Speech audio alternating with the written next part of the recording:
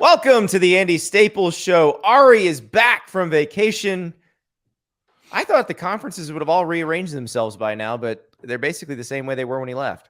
Yeah, I can't believe it. There was a ton of speculation from what I heard. Saw some interesting reports out there. Swam, scoop of the world. Swam, who I thought was the cousin of Sir Yacht, but it turns out Andy had to tell me that it was a legitimate swimming publication. So, honestly, the swimming in the SEC would be stacked. I mean, it would be amazing. But hey, I could, I don't know if we're doubling down on the sponsor of the podcast, but I could have used some of that Z-biotic. Oh yeah, in Palm Beach with the humidity and everything like that. But it was a good time. But I'm happy to be back. Well, I'm happy to be back too. I'm glad your wallet wasn't completely drained, and I'm glad that you didn't, when they asked you if they wanted a floater in each of your beverages, you didn't say yes to every single one. I had stayed at the place that Ari wound up staying a week earlier. We didn't drink them completely out of alcohol, so they left a little for you, I assume. But yeah, you didn't miss. I don't think you missed that much. I know I missed a ton of recruiting news. You did. There was a lot going on in the world of recruiting, which Mitch did a very good job on Stars Matter taking care of that. But not as much happened on the realignment front. And I was talking to somebody who usually knows things late last week. And this person reminded me, a lot of these people are on vacation. Like, a lot of these people had scheduled trips. This happened and they were not here, and they didn't necessarily come rushing back. So stuff still got to happen. Like, you had Jack Swarbrick talking to Heather Dinich the other day. So Jack Swarbrick is the AD at Notre Dame. He was talking to Heather Dinich for ESPN and basically said Notre Dame's not in any hurry to make a decision, which that's fine. Understandable. Notre Dame is the one school in all of this that's in a position to dictate terms, to say, we'll make a decision when we're comfortable. And I think what Jack Swarbrick said is they've just got to analyze the stuff and figure out, are they going to have a path to the playoff? Are they going to have, basically, will they be allowed to participate in big-time college football if they are not a member of a conference in football?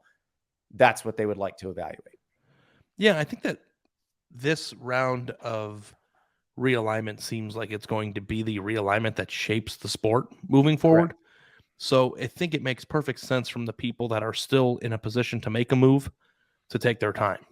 Because if you make a move this time, you better hope it's the right one, because it seems like, this is it. So, it doesn't surprise me. I saw that Gary Barta said that the Big Ten might be waiting a little bit longer, and that makes sense. And, because I do think that there was this overwhelming sense the day that USC and UCLA went to the Big Ten that it was just like, we're on a 24-hour clock now before Washington and Oregon make a move. You know what I mean? It seemed like everything was happening immediately. But you have to remember, let's think about it logically. If the Big Ten wanted to take 4 when they took 2, they would have taken 4.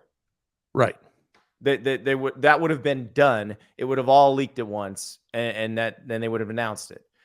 So for Washington and Oregon, they weren't taking them then. Now, that doesn't mean they'll never take them, and it doesn't mean Washington and Oregon are definitely going to be where they are forever, but it does mean they're not taking them at this moment. So to think they would just turn around and take them in the next days or weeks, that was a little bit premature.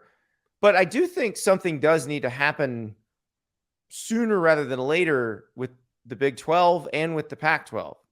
Now, the Big 12 doesn't have to do anything, but if the Big 12 would like to put itself on a little more firm ground, would like to potentially fatten itself up for a better media rights deal the next time around, they should be trying to take from the Pac-12, and the Pac-12 should be trying to ensure that Oregon and Washington stay, and maybe they try to take somebody good from the Big 12 to secure themselves. It kind of feels like a little bit of a tug of war here between those two conferences, right? Like who's going to be able to win that battle and survive.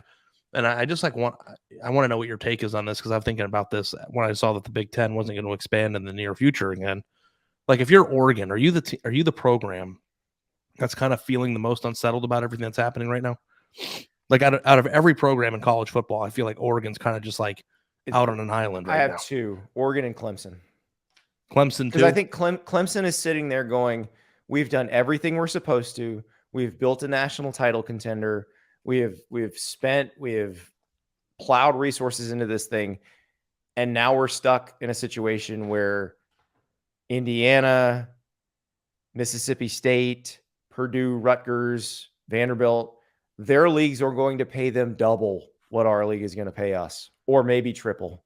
Yeah, I think that there's two different ways of looking at it, though, right? You look at it from the financial standpoint, which is obviously huge for each program and what's going on internally.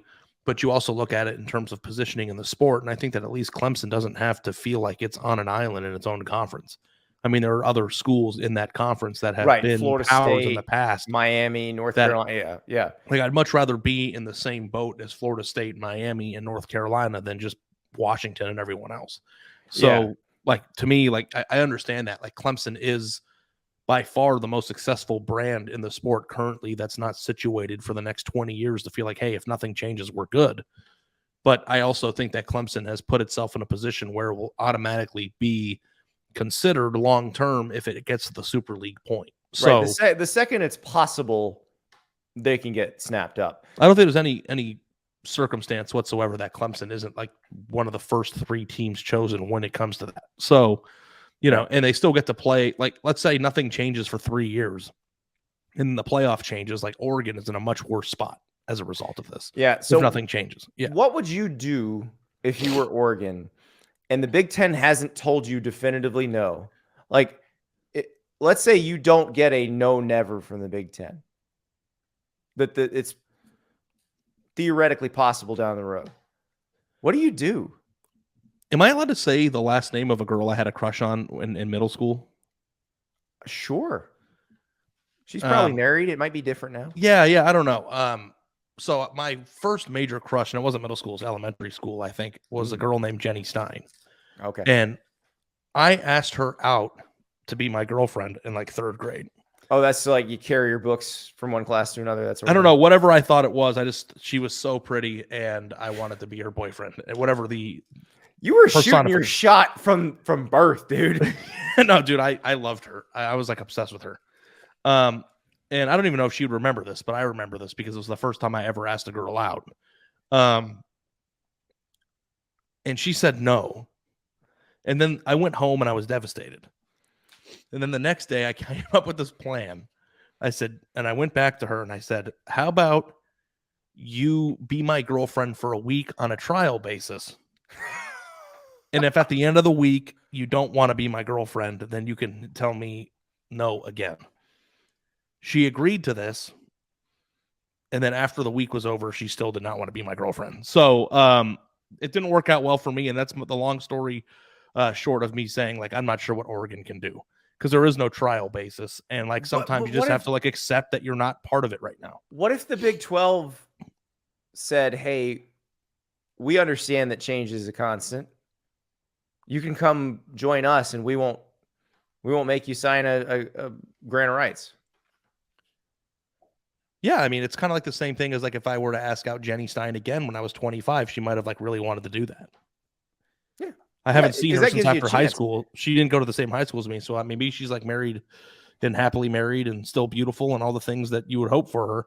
But when I was 25, I think I would have had a better shot than geeky like 9-year-old. Well, you had the hardest fade in the universe at 25. Yeah, when I was 25, I was shooting a lot of shots. There you go. But I don't know that Oregon should just sit there because I would worry in the Pac-12. And this is where I do wonder if you're the Big 12 and you got Brett Yormark, who's the new commissioner, who he's just getting plunged into this and got to figure out what to do. But do you, instead of going at Oregon and Washington, do you go at the next level of the Pac-12? Do you go at like Utah and Colorado? Or if you read my TV story and learn that Washington State, people just love to watch. So Washington State is actually probably a better expansion target than people realize. But do you go at the middle of the league if you're the Big 12, try to snag some of them? Yeah. And force Oregon and Washington to then Oregon and Washington have no choice. I guess Oregon is by far the best property outside of Clemson and some of the ACC schools left, right? So if you go and by Notre Dame. if you go by audience, I did this TV story, and I tried to control for who's watching for whom, like, because there's two teams in a game. You're not necessarily sure how many people are watching for one team and how many are watching for another. So to try to control for that, I took out all games against Big Ten, SEC, or Notre Dame. All games involving any of those teams I took out. And so these were just games between teams of the ACC. Well, basically everybody but those conferences. So ACC, Pac-12, Big 12, American, Sun Belt, Conference USA, MAC. And I was surprised that it kind of shook out exactly the way we thought, except for Washington State. I did a listing of how many of those games drew more than 1 million viewers, and there were 284 that did. Clemson played in 34 of those. Florida State 31, Washington 28, Oregon 26, Miami 22, Washington State 21, Oklahoma State and Utah 19. So those are your schools that the most people are tuning in to watch when there's not one of these big name brands from another. Did you get the other numbers of USC?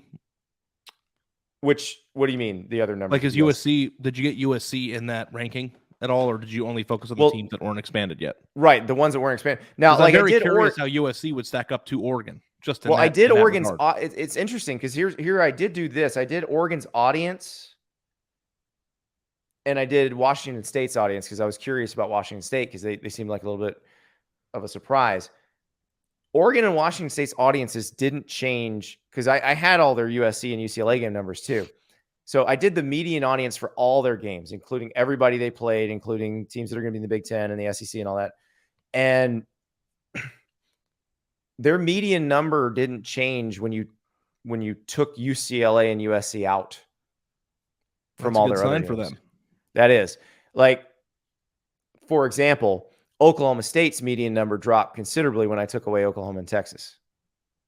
Yeah, right. So because they're not the buoy. Well, but they also, Oklahoma State's a weird case too, because they had like almost 20 games on FS1, and that historically just produces a lower rating than if they're on ESPN or ESPN2. Yeah. Or so it's a little hard to tell. Oklahoma State gets a good audience when they're on a good channel. Yeah. So, like, the thing about it is, like, Notre Dame seems to be in a position of strength, right? Because they are huge. They are. I just mentioned. I just mentioned those 1 million plus viewer games, right? So in the 6-year sample, Notre Dame played 68 games that were rated. 67 of them had more than 1 million viewers. Yeah. Okay. So they're just a gold mine, and they get to kind of sit back and pick and choose how they want their destiny to unfold, and that must be a very fun thing to do for them. Doing this whole body transformation thing, getting in my daily workout is a must. But up until recently, if I had a few drinks the day before, it sometimes didn't happen. Now, though, I drink a Z-Biotics before any alcohol, and I know tomorrow I'm going to be able to stick to my routine. We all have busy lives, and these days, it can't afford to waste a day stuck on the couch because of a few drinks the night before. Z-Biotics is the answer we've all been looking for. Z-Biotics Pre-Alcohol Probiotic is the world's first genetically engineered probiotic. It was invented by PhD scientists to tackle rough mornings after drinking. Here's how it works. When you drink, alcohol gets converted into a toxic byproduct in the gut. It's this byproduct, not dehydration, that's to blame for your rough next day. Z-Biotics produces an enzyme to break down this byproduct. It's designed to work like your liver, but in your gut where you need it the most. Just remember to drink Z-Biotics before drinking alcohol, drink responsibly, and get a good night's sleep to feel your best tomorrow. The first time I tried it, I drank the Z-Biotics. I was going to have a few old fashions, and I know those can hit pretty hard, especially if I have them close to bedtime, but woke up fresh as a daisy, felt great. And now every time I know I'm going to have something, pop a Z-Biotics, doing good. So give Z-Biotics a try for yourself. Go to zbiotics.com/Andy to get 15% off your first order when you use the code Andy at checkout. Z-Biotics is backed with a 100% money back guarantee. So if you're unsatisfied for any reason, they'll refund your money, no questions asked. Remember to head to zbiotics.com/Andy and use the code Andy at checkout for 15% off. Thank you to Z-Biotics for sponsoring this episode. Yes. I wonder if Oregon is in a position of strength or a position of weakness, because they are right now kind of the odd man out there on the West Coast with Washington. But if they are one of the more desired properties that are remaining for this expansion, you say, what would you do if you're Oregon? It's like, well, you can't, if you reach out to the Big Ten, then whatever semblance of loyalty, if there's even any left of the Pac-12 or the Pac-10, is completely tarnished at that point. And I don't think it matters to them, but that would be tough. And it's like, if the Pac-12 is going to survive, like, it cannot do it without Oregon. So Right. I wonder, like, what that means for them as they kind of weigh their next option. Like, do they want to be the king of their own conference? I mean, like, honestly speaking, Clemson has been the only show in town in the ACC for the past 6 years, for the most part. And there have been Florida some State flare does numbers, even if they haven't been good. Right. But from a competitive standpoint, they've still Yeah. not been hurt by the fact that the ACC has been predominantly bad over the course of the past 5 years. And like, it's like hard because I want to have a discussion about conference alignment that doesn't only pertain to how much money each program's making, because I don't think fans care about that.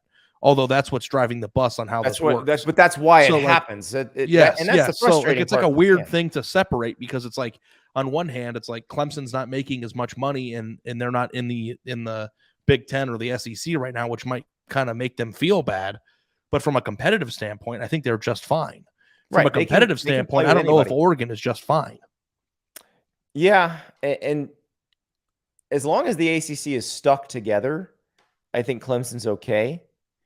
But the second the ACC is not stuck together, Clemson's going to be the first team that gets chosen. Yeah.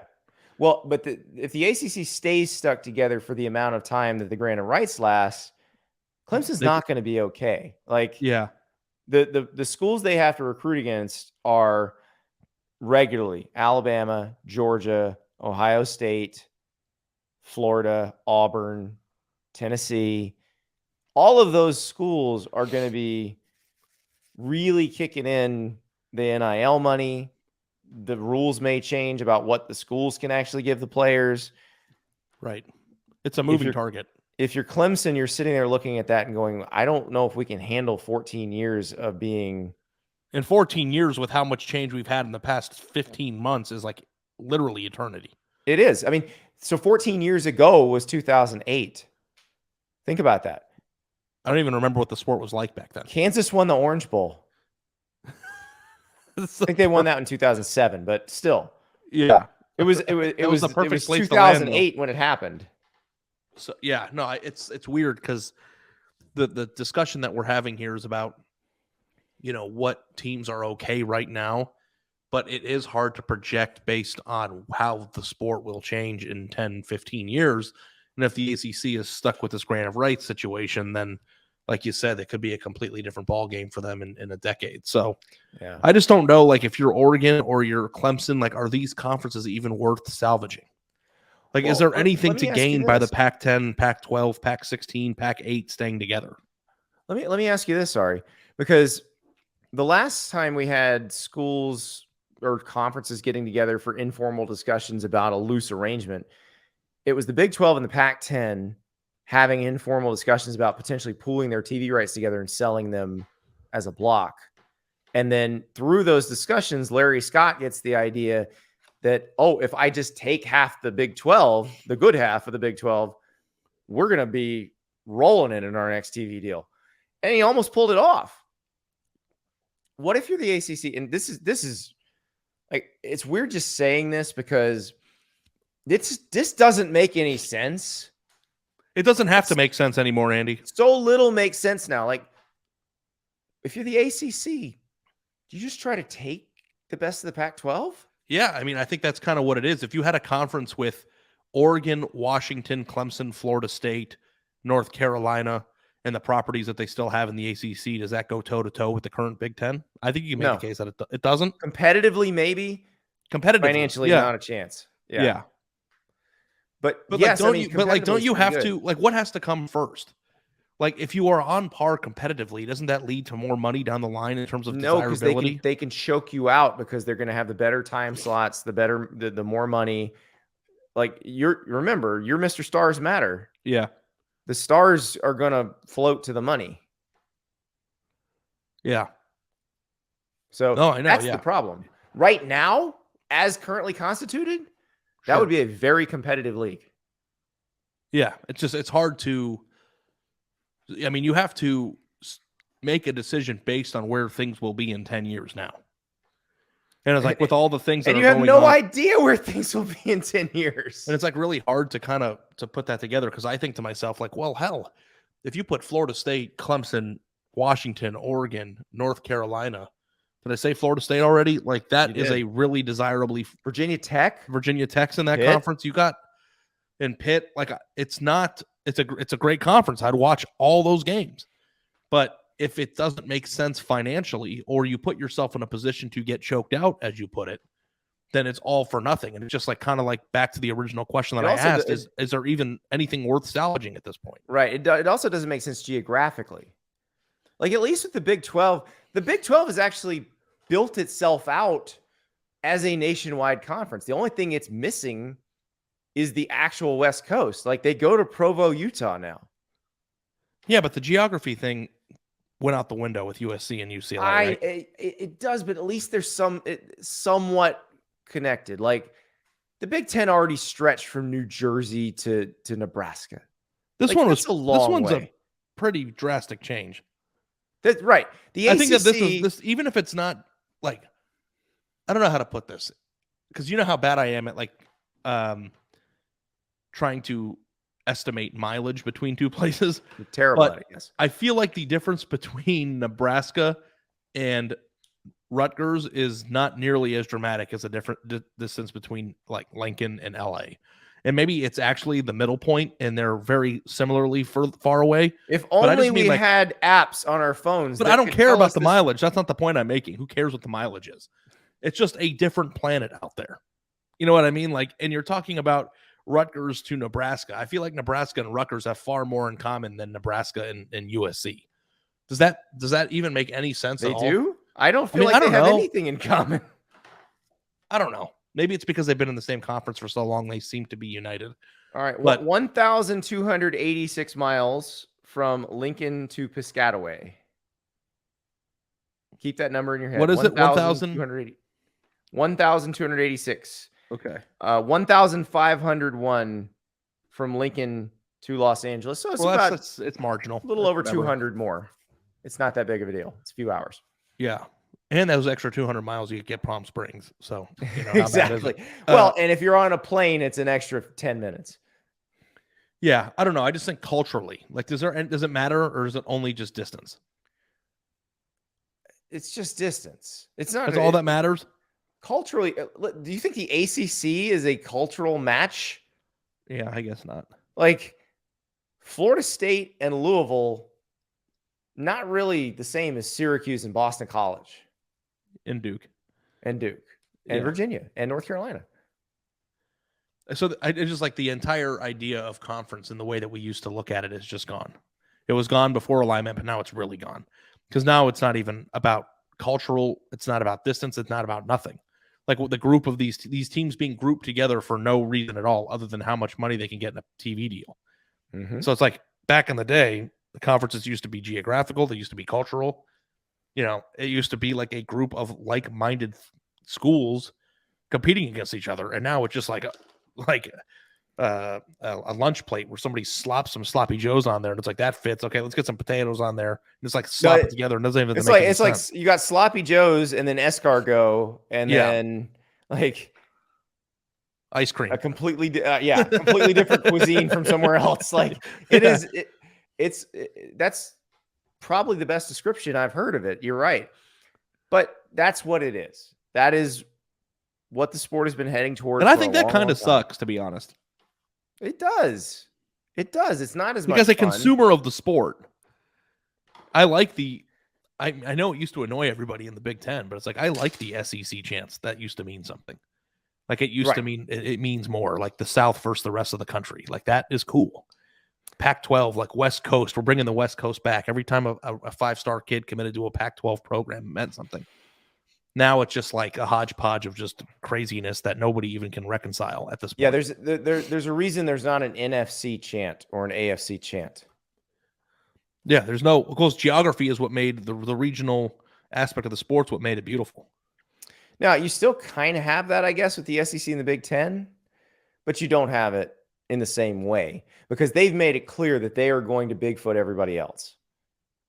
So it's not going to be a situation where they're going to say, well, we want the schools of the Big 12 to have the same experience that our schools have. They don't want them to have the same experience. You know what it's like? It's like buying a shitty house and then tearing it down, but keeping the front doorway there and then building a whole new thing around it and keeping the original doorway. It's like, it's not the original house as much as you want it to be, you know? And it's just like, you're going to have to get used to the new house. And we will, you know, the way that it changes and things change in the sport and become normal. Like when Nebraska joined the Big Ten, I was like, well, that's really weird. And then now it just, Nebraska's like the Big Ten-iest Big Ten program there is. Why? I always thought they fit in fairly well with your, or Maryland your Wisconsins and your Illinois and your Iowas. It always feels weird. And then at a certain point, it's just going to be, I mean, eventually AFC, NFC, and college will feel normal. Yeah. And look, you're still going to like it when you get to see Tennessee play Texas. That sounds like a fun game between two schools that we always think are back, but aren't. Mm-hmm. You know, yeah. Or when USC plays Michigan State, that's going to be fun. So I like the fact that these guys are creating leagues where it's going to be blockbuster after blockbuster after blockbuster, and you're going to be seeing that every weekend of the season. But I just don't like seeing some very fun programs getting shunted into, you know, toward a what looks like a different subdivision. I read a column a few weeks ago, and I don't for the life of me remember who wrote it. But if you wrote it and you're listening, good column. It was kind of just the idea of how the money brokers in the sport are chasing money as much as they can through these television contracts and doing whatever they can to get the most robust television deal, all while not taking into account what anybody who makes the viewership of these so insane, not taking their opinion at all and wondering whether or not at the end of the road they're going to end up with less money and less viewership as a result of people becoming disenchanted. See, but this is the thing, though. You say they're not taken into account, and the people complaining say that their opinions aren't being taken into account. But here's the thing. What people say they will watch or consume and what people actually watch or consume, usually two very different things. That's right. Like when people said they weren't going to watch the NBA finals anymore, and then they like broke the ratings record. I'm done with the NFL. The NFL's ratings go up. Like you can say it all you want. They have it down to the minute how much you watch, how much each age group watches, how much each gender watches. Like they know. It's science. Yeah. Yeah. So when they say we want to add USC because we think that's an additive to the Big Ten, it's because Fox has said when we put USC on our air, the needle moves. Yeah. And you can say, so this is a bad analogy then, but you history has shown you'll watch it. This is a bad analogy maybe, but I want you to tell me if you think it is a good one. So did you listen? Do you like Drake? Do you listen to his music? I don't know what you like. We talk about Death Row Records sometimes, so I don't know if you're like into hip hop music. No, I listen to a lot of hip hop. Did you listen to his latest record? I did not. It was awful. It was like hip-hop. It wasn't even remotely close to anything that he has produced on a grand scale. So he wasn't whining the whole time? I mean, it wasn't rap music. So whatever it was, apparently it was a. Is it like Kanye's auto-tune phase where he was singing? Kanye did it too. I don't know. When Kanye made Yeezus, I was off the Kanye wagon and never got back on. So there are certain thought processes that when these albums get made, they're trying to capture a new audience or to expand their audience base, right? Mm-hmm. But by doing so, they alienate everybody that loves their music. Right. And I'm wondering, and like if Drake now goes off into Kanye land and doesn't make any good records anymore, it just continues to make a bunch of this teenager stuff that you can play at a prom to try to get more money if he's going to cost himself his fan base. And of course, there's people who are already programmed, and it's a perfect example of that because there's people who are programmed to like everything that Kanye puts out no matter what. Can I give you an example of someone from hip hop who did that and lost the respect of their original fans and made a buttload of money? Who? Pitbull. Oh, Go back and listen to early Pitbull. Early Pitbull would not be played on the radio. You couldn't bleep enough words out. And eventually, he made a business decision to stop being Mr. 305 and start being Mr. Worldwide. Was Pitbull, the Mr. 305, one of the most decorated like rap artists of all time? Like, I mean, like he made pop music that made. I mean, I don't know anything about early, but he was beloved. Like his original early albums were beloved in South Florida. They were gritty. They were what what grown-ups would listen to. But Pitbull was like, that's never going to get played on the radio.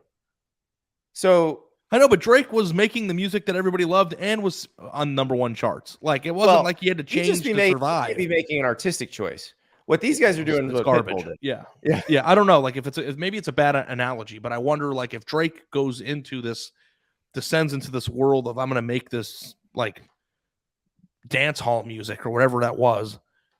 I'm not going to listen to his new music anymore. Well, so you two had the Zooropa phase, which was kind of, and then they got back to making anthems, like they understood. But the analogy I think that you're saying is that when Kanye stopped making records that sounded like College Dropout and started making records that are like Christian gospel music or Jesus or whatever, all this new stuff that he puts out, there are certain Kanye fans who are programmed to like it no matter what. Oh, and there are certain and I think probably the majority of Kanye fans are like, this is the greatest musical mind of our generation. He's a genius, whatever. And I was like, I'm like, no, thank you. I'm out. And I haven't listened to it anymore, but maybe it was still the right thing to do. And maybe that's what's like, but maybe college football isn't changing that drastically. My still going to get analogy is he's trying to get the casuals. He's trying to get them all. And that's what these people are doing. They're trying to get the casuals. They know, but they are still alienating a ton of fans that I know. Like Washington State fan is like the original Pitbull fan. Oh yeah, 100%. And like he's not going along for the ride of if the original that's not what he's the going original for. Pitbull fan drank every ounce of Fireball in a town when they played a road game there. That would be them. No, but I'm saying like who are the original Pitbull fans? All of these Power 5 programs in the West Pac-12 Virginia fans, Arizona State fans who want hardcore. I'm gonna go listen to early Pitbull because I've never heard any of that music before. But like now they don't like if you're a Big Ten or an SEC fan, you're just like hey, is that him? That's him. And they're all pumping their fist, and then like West Virginia's like, where did the hip hop go? Exactly. So, but I guess everybody will still watch it, and everybody likes hey. I mean, when it plays, you bop your head to it, but I think I'm a Washington State fan. I'm a West Virginia fan in this scenario. Yeah, you're going to lose some people with this. And those are the people that I love are part of the sport. I know. And I'm going to miss them. I think we talked about this last week a little bit, but I do think if they can figure out a way to make those people feel like their team still have a chance, that there's still a place at the table for them, maybe not financially, but at least in terms of access to the postseason, which is exactly how basketball works. But as you said earlier, though, too, if you kick out the legs financially in basketball, you could still make a run. Who was the team that just made a run? Well, St. Peter's beat Kentucky. St. Peter's entire basketball budget for the year was less than 1 year of Coach Cal's contract. Yeah. Like I think that could happen in basketball. That cannot happen in football. No, and that's part of the issue. But it's gonna happen whether we want it to or not. And I really do wish they'd get on with it. Just rearrange how you're going to rearrange and get this over with. Like, do you find the what if cloud entertaining? Like, do you find this like period of our podcasting where we talk about briefly entertaining, and then I get really tired of it really fast, and I'm like, when can we start talking about games? Well, I'm just wondering, like, do you want 5 years of this? No, I want happen, like right? 5 weeks of this. Let's get it over with. Well, that's not going to happen. I know. I wish. Yeah. But I do think probably sooner rather than later. I think by the time all of these leagues would have been getting to their new TV deal, so like 2025. And honestly, before they can in earnest discuss what the postseason is going to look like, they probably need to have some idea what the leagues are going to look like. And they are supposed to get together. You can't do one without the other, right? Right. They're supposed to get together next month and do that. But how do you do that? I don't know how you do that. I mean, at this point, Greg Sankey and Kevin Warren could just get together and be like, guys, here's what we're doing. Who would stop? How would you stop them? What kind of playoff could you design that would fit any type of change? Actually, the thing they suggested would kind of give that access that would allow you to feel like those teams were all still part of the fabric. So, break that down. So 12-team playoff. Okay. 6 highest ranked conference champions automatically get in. Okay, but like that you've already lost me. No, you don't want that. No, I don't know how it would work. It's not that I don't want it. I don't understand how it would work if there's 2 or 3 conferences. Well, there would be more than 2 or 3 conferences. So you're going to weight so let's just say in a world where there's a super conference SEC and a super conference Big Ten, you're going to give 4 other random conferences the same equity in the automatic bid world as those 2? That doesn't make any sense. If you would like to not lose the original Pitbull fans, yeah. That would be a watered down shitty playoff. Okay, well then you want those conferences to go away. I don't want them to go away, but they should have 2 or 3 spots. You just said you don't want all this stuff to happen. I just gave you a way they can feel like they're included. No, I know, but I don't want that. It doesn't make any sense, though. You can't, like, that's the thing. It's like, okay. I want them included, but that doesn't mean. Explain why they do everything they do. Like our viewer Ari Wasserman just told everybody why these people do what they do. Yeah, I mean, I get what you're saying, but I don't, like, the thing is that there's a difference between 2 spots and 4 automatic bids. Because you're going to give more automatic bids to conferences that have bad teams than you are to the conferences that have the good teams. So that, like, in that case, then Oregon should want to stay in their own conference for national championship race. They're going to want the money so they don't get, so they can be in a conference where if they win it, they can actually win the national title and not get smashed. St. Peter's was never going to win the national title. Did St. Peter's being in the tournament, was that additive to the tournament or did it subtract from the tournament? I don't like when you compare football to basketball. It added to it completely, and I think St. Peter's actually had within the realm of possibility a chance to win the national title. They did not. They had no chance. Like, because like they got to the point where they could not have won 6 games in a row. How many did they win 6 games in a row? Did they win 4 in a row? Yeah, that's not 6. No, I know, but like it's hard to win 6 if you're Kentucky. So, I mean, the fact that they won 4 in a row, I think is literally. They won 3. They got to the Elite 8. You got to win 4 to get to the Final Four. Well, the question I was asking too, it's like, and if it like came out that way, then I would be fine with it. Like that, it is what it is. You want to talk about global buy-in? What you're saying is you want a playoff from those 2 conferences. No, what I'm saying is that you can't create. I think I'm making the point that you tried to make, which is there is no uniform way of expanding the playoff right now without knowing what the conferences are going to look like. Absolutely the plan that you just mentioned is not a good plan. You can still keep those people in you could give 2 automatic spots to all the remaining conferences, and they're still very bought into the playoff system. Yeah. It's just you don't want to alienate the 3rd best team in the new SEC because you have an automatic bid for Oregon State. Like that just wouldn't make any sense. Well, you also make the point that I think I was trying to make and made very poorly. You don't know how many conferences they're going to be. Now, I'd say you can adjust that number of automatic bids, but you figure it out, whatever it is going to be. And also, or you could create a playoff that gives automatic bid, like it's a 12-team playoff.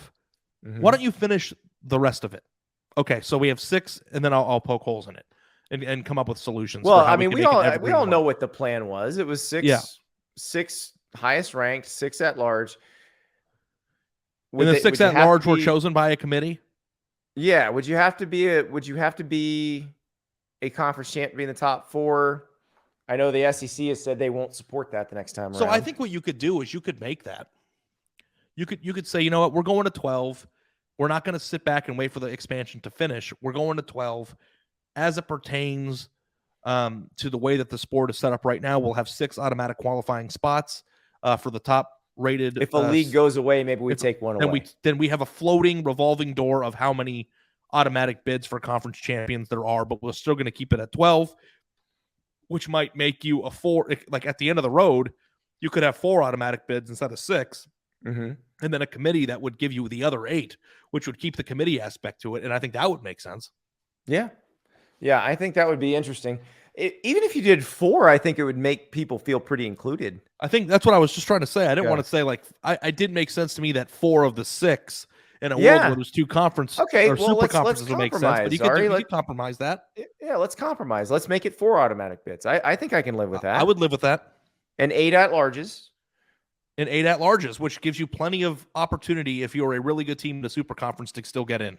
Now, I would not only give the conference champs a bye in that scenario. You could be a conference champion in a non-super league conference and still have to play the first game. Right. And I'll tell you why.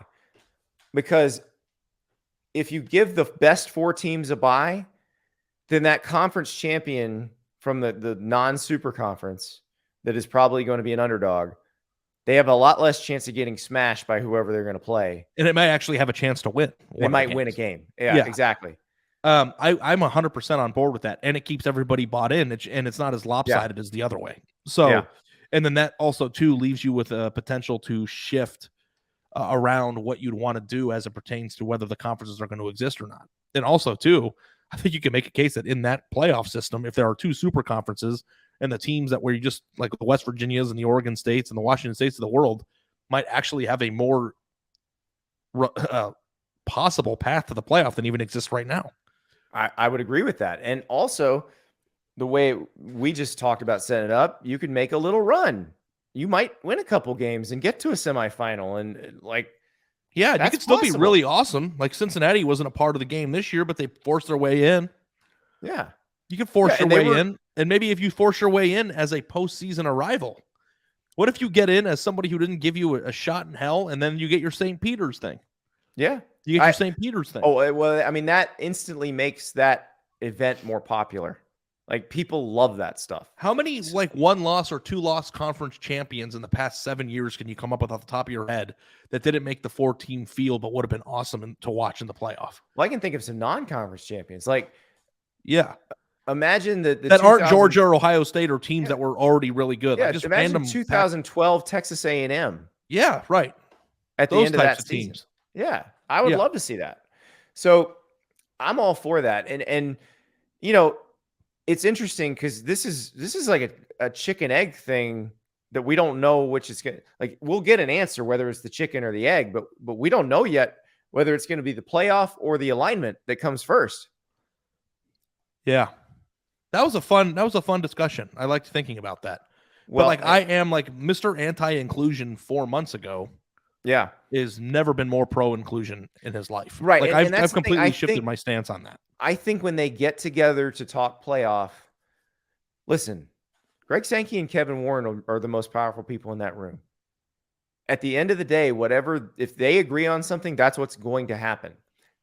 But I think if they are smart about this, if they want to make sure they have the biggest tent possible so that, because again, I think you're right.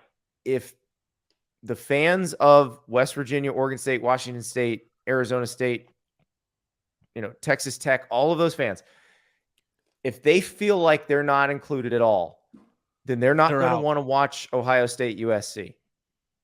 But if they feel included, they're going to want to watch any big game that's on.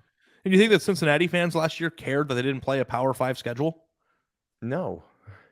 They don't care. They got to play and they got to see their awesome team match up against Alabama at the end of the year, and watching that game was the payoff. I know, and that's why I know you don't like me comparing football and basketball, but that's what makes that's what is smart about the basketball tournament, because they let in teams that we know have no shot to win the national title, but they are there for our entertainment and for the entertainment of people throughout the year. I push back on the St. Peter's example is that St. Peter's equivalent of football isn't any Power 5 team. We're not going that far down. Yeah. So who's a cool, I would like it like Washington State. Let's say Cam Ward comes into Washington State this year. Just awesome. And lights it up. And that offense, like Max Olson has told us a million times, like they're going to be the fun team that you want to watch all year. And so let's say they have a great year. They win the Pac-12. Maybe they get into the 14 playoff. But in that scenario, if they won whatever league they were in, whatever league Washington State ends up in, and probably be one of those leagues that would have an auto bid, then they're in. Yeah, and you got a team like Washington State who averages 51 points a game in the Pac-12 or the Pac-10, the new, and then they go into a game and they play a 8 versus whatever seed game against a team that's beatable, and they're a 10-point dog and win that game. That's certainly within the possibility. Yeah, they're not going to beat Alabama, but they could still make a run, and it could be fun. Yeah, exactly. And also, I think it would still make me want to watch that conference. If I knew that if conference you're a Washington State fan, it would make you want to watch Alabama Auburn still. Instead of size up them to see, yeah, hey, can we hang with those guys? There's a level of interest there. No, I'm 100% bought in, and I think we just saved the sport, really. I hope we did. I hope somebody was listening, and I do hope that the people in charge have. I know they've talked about this. I hope that's where they're thinking, where their heads are at, because if you make this into an entire money grab. Listen, I want to see the good games that they're building in the Big Ten. I want to see the good games that they're building in the SEC. I'm excited about those. But do not just cut off all those people. Don't do it. You can make more money by not doing that. And I want to be interested in watching their games too. Yes. It's not just about, like, anybody who listens to this podcast or knows anything about how I view recruiting, I am a sucker for a good 5-star, and I am a sucker for a very talented roster. I still want to have a reason to watch West Virginia play Oregon State. Absolutely. I mean, I'll still watch it anyway. I watch Mac. Well, and you've heard me on this show a million times. I think the new lineup for the Big 12 is going to be so much fun. I cannot wait for those games. I think if the Big 12 is smart and aggressive, the new lineup may be a little bit bigger. We all loved watching Coastal Carolina, and they weren't in the national title discussion. Absolutely. So there is a little wiggle room there for sure. Yeah. Yep. So if we can make any requests of the powers that be, dear Greg and Kevin, please don't cut everybody out except your leagues. Don't do that. You'll make more money with a little bit bigger tent because you'll make more on the postseason. And, because look, the idea of an SEC only tournament and a Big Ten only tournament where their champions play each other, I mean, you really could do that. But I hope they don't. Yeah. No, I don't either. You get the NFL already. We don't need it again. No, but the problem is, and we talked about this the other day. I was talking about this with Nicole on the show. The NFL is a very popular product. It is a more popular product than college football. So they're just looking at it and going, well, everybody loves this. Why wouldn't they love it in a different way? Yeah. So that's the problem. No matter what they come up with, we're still going to love it. It's college football. We're still going to love it. Well, I hope so. I think so too. So. I think so too.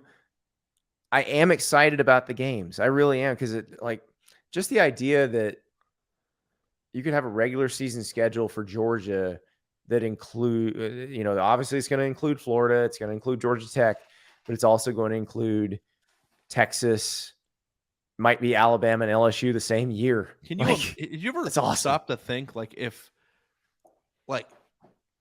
then who knows what non-conference games are going to look like at that point? There will be fewer of them, I guess, but like a schedule where Alabama has to play LSU, Georgia, Texas, Oklahoma, whatever. Okay. And you have that crazy schedule.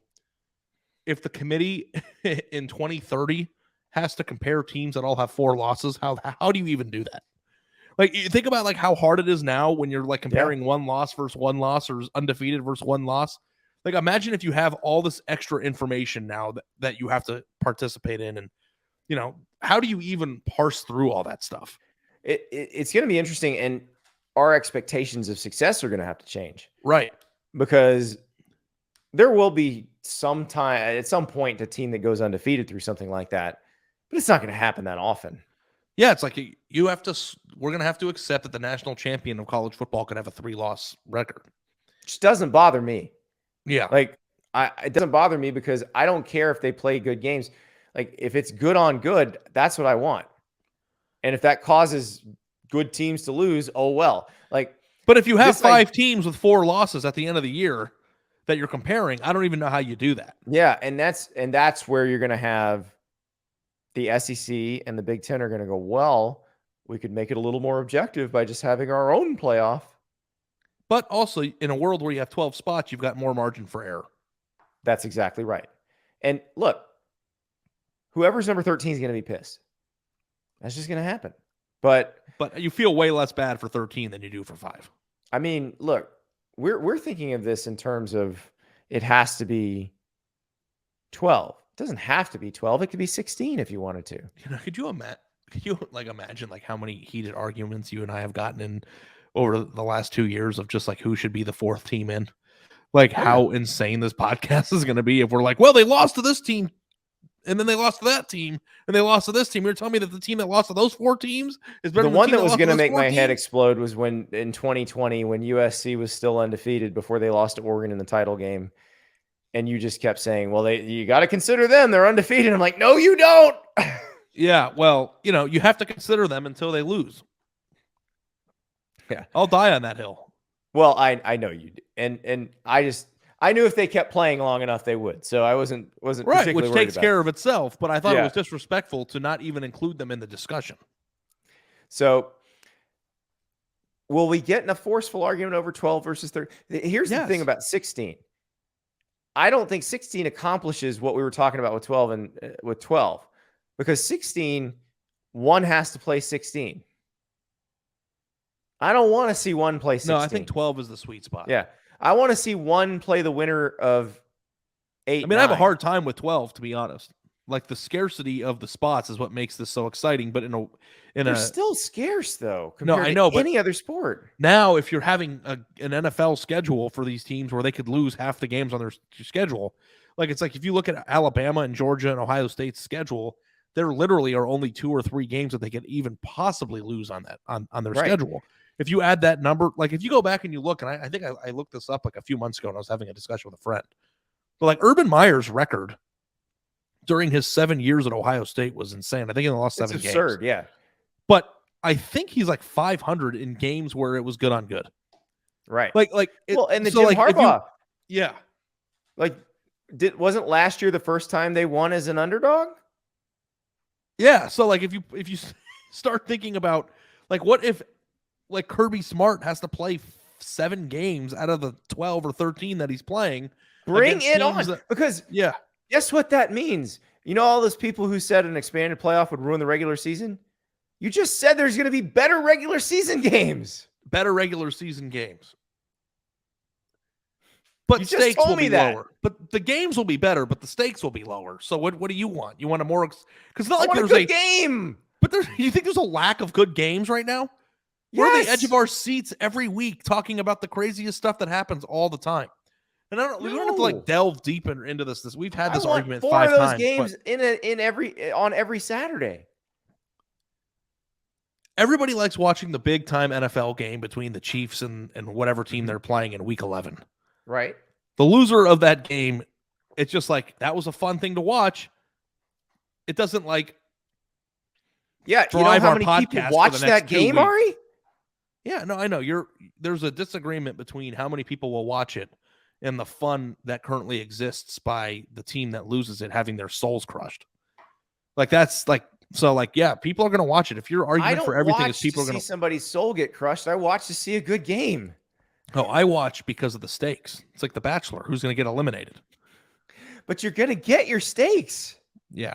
You'll also get all those stakes. Like those stakes will happen. It will create a playoff system where the games in the playoff will be better too. Yes. If all these teams are already playing each other, like who wins the playoff hopefully won't be cut and dry as it is now. Well, I hope we've made everybody feel better about the new world. I don't know if we did or not. Speculating is fun, but it is exhausting. Yeah. Well, the thing is, I don't know if these guys will do this. I don't know if they will go get together and say, we don't want to isolate these 2 conferences. We would like this to be a bigger tent. Or will they get together and Kevin Warren and Greg Sankey are like, listen, guys, you had your chance. We own everything now. We're gonna take what we want from you and you can go. I don't know. I don't know what's gonna happen. We both know what we hope happens. Yes. Yep. And we'll see. And Ari, I think unless somebody takes somebody this week, you know what we need to do this week? What's that? Let's talk about actual football. Okay, let's do it. I think let's it's do a time. random ranking too. Yes. I like it. So when I was Big in a 12 media bar days in coming up this Florida week. last week, I just want to tell you this before we go. Yeah, go for it. Because I've gotten really good at lunging lately, and that's a very important. At lunging? Yeah, like with your legs. At lunching or lunging? I've been great at lunging for my entire life. I'm Okay. getting better at lunging. Okay. And when I was very, very intoxicated in Florida at a bar last week, I decided to lunge on the dance floor. Okay. And I was wearing loafers and it was wet on the floor, but that's not the excuse. But I fell and Britt got video of it. Did you do a split? It was like the most ungraceful, like embarrassing thing ever. And Britt posted it. And it's gone now. But I wanted to offer that to you. Oh, no, I have the video.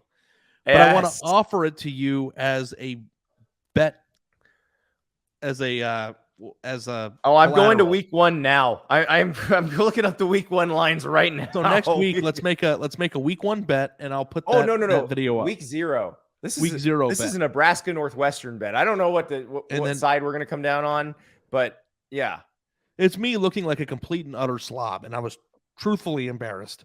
I will offer that up to our audience and to you as a. We will release it into the video, and we will use it in the teaser on Twitter if I lose. So I'm just trying to get the competitive juices flowing going into the season. I love it. So we need to both get our Phil Steels out and figure out how we feel about Nebraska Northwestern in Dublin week 0.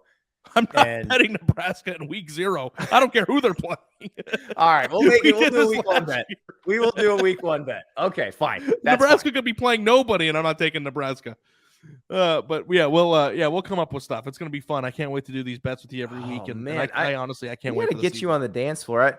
See, I've got moves. I'm not. I know. I'm sure you do. You shoot your shot, man. I don't know why I decided to lunge while like 14 drinks deep after being at the pool all day at like midnight. But you've been working out. You feel like I felt good. It's like, hey, yeah. It was. Wasn't my best moment. I'm not good at lunging sober, so I'm sure not going to try it 14 in. I'm a big man. It's not easy, but I'm trying to get good. Listen, we will lunge on the dance floor. We will get all this. We got some plans for this fall. This is going to be a very, very fun podcasting fall for you and me, Ari. So there may be some lunging and dance floors involved. I'm just throwing that out there. You know what? I'm game for whatever, bud. All right. Listen, schools, just get this over with. Figure out where you're going to be. Figure out what conferences you're in. Let's do this. Start the healing process. Yeah, we would like to start talking about football soon. We will talk to you on Tuesday.